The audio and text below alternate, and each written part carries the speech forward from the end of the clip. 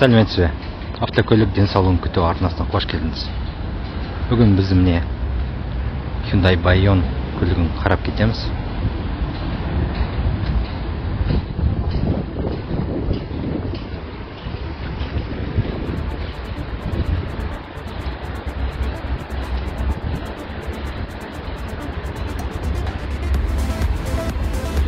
Бұл Hyundai Accent көлігінің орнына келіп тұрған көлік. Accent бізге бұрын Ресейден әкелетін.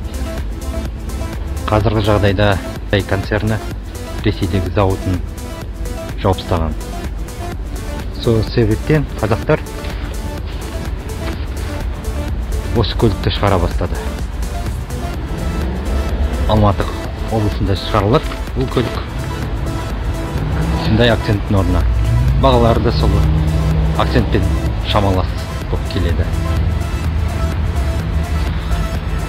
1.6, 1.4 литрлік қозғалтқыштар.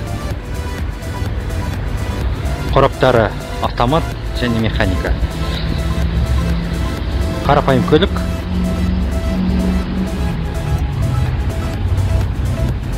Алдыңғы дөңгелектері тартады.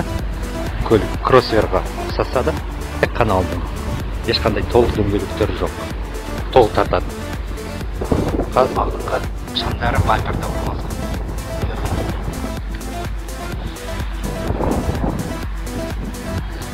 Мынау бізде күндізгі шамдар және құрылыс шамдары.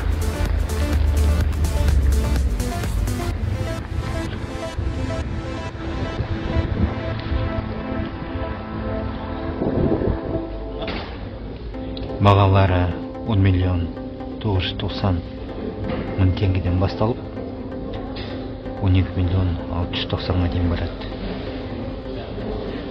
Тіпті тек қана бір қозғалтқыш екен, 1.4 MPI. MPI дегеніміз бұл тікелей цилиндрға шашпайтын форсункалар. Тек қана сорғыш коллекторға шашады. 6 берілістік кәдімгі автомат қорабы. Алынған дөңгелектер тартады. 100 аттың күші бар. Сондай жүйрігі көлік емес. 13 секунд, 14 секунд түске дейін алады екен. Бірақ та жеңіл көлік. 1.2 тонна салмағы. Жанармай бағы кішкентай екен. 40 литр.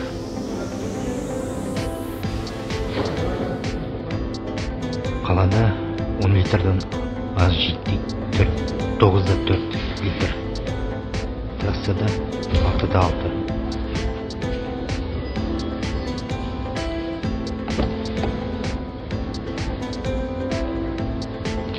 Көрдіңіз ғой, бұл ешқандай кроссовер емес.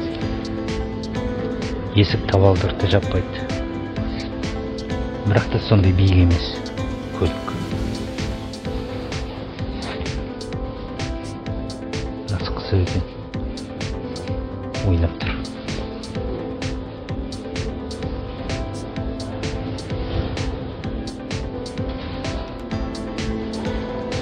Терезе көмекшілері тек қана автоматтық, толық автомат тек қана жүргізуде, қалғандары автомат емес. Айналары жиналады екен, түймешісі бар. Толық пластик көріп тұр.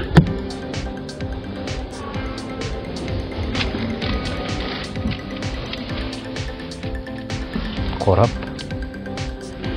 Мына жерінде фиксаторы бар алдыда. Алдыда жылжиды екен. Бардачогы ортаңғы.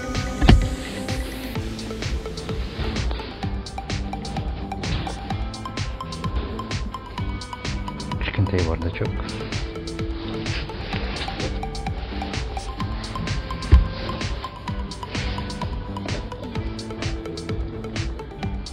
Темекі тартатындарға пепельницасы да бар екен.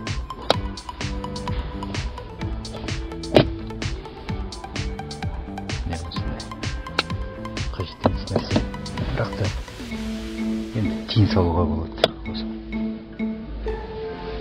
USB бар екен. Сосын міне кәдімгі 12 вольттық розетка 180 ватт. Мынау бізде желдетудің азайтуы және көбейтуі. Мынау температураны белгілеу. Климаты бар екен, авто оф өшіру. Мынау алдыңғы терезені жылыту, кондиционер.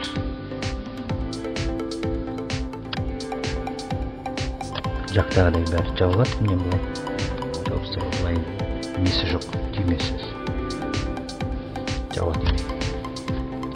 Осылай старт-стоп бар екен. Аккумулятор жоқ қой.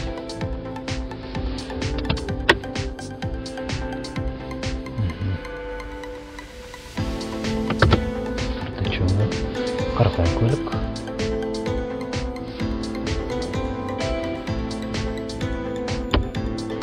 Аккумулятор отырып қалған. Светі бар екен.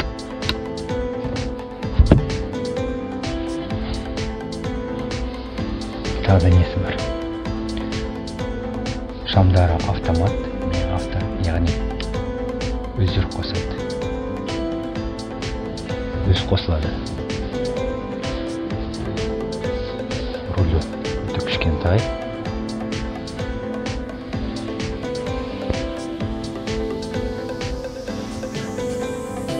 Сапасы жақсы. Ешқандай жұмсақ материал жоқ, бәрі қатты. Енді осындай бағаға қазір ренжуге болмайды. Мына жерде дермантин қолданылады. Мынау пластик, мынау да қатты пластик, мынау дермантин. Мына жерде өте қарапайым көлік. Мына жерде рөлді жылыту бар екен, түймесі. Мынау стабилизатор, мынау дөңгелектердің қысымын тексеріп отырады. Яғни дөңгелектің ауасы түсіп қалса, онда таблоға ескертіп келеді сізге. Артқы оңдықтары сондай кен емес, бір USB-сі бар екен. Туннелі бар. Сондай кішкентай болмаса да, бірақ та бар. Кішкентай көлік. Балаларға ғана отыратындай жер бар.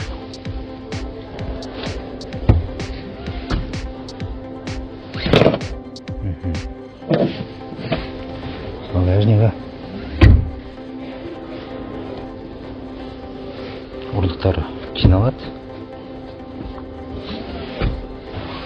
Мынау міне жүк тасымалдау бөлімшесі, кішкентай.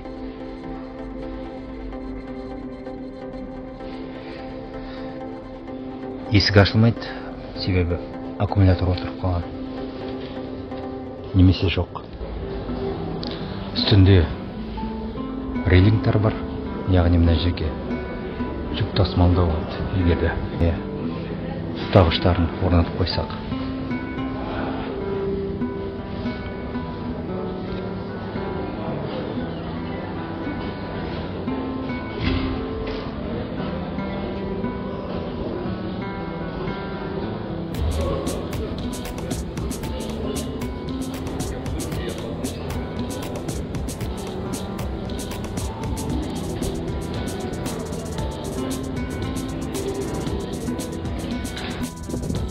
Бұл бейне сіздерге ұнаса, пайдалы болса, бейнеге лайк қойыңыздар, арнаға тіркеліңіздер.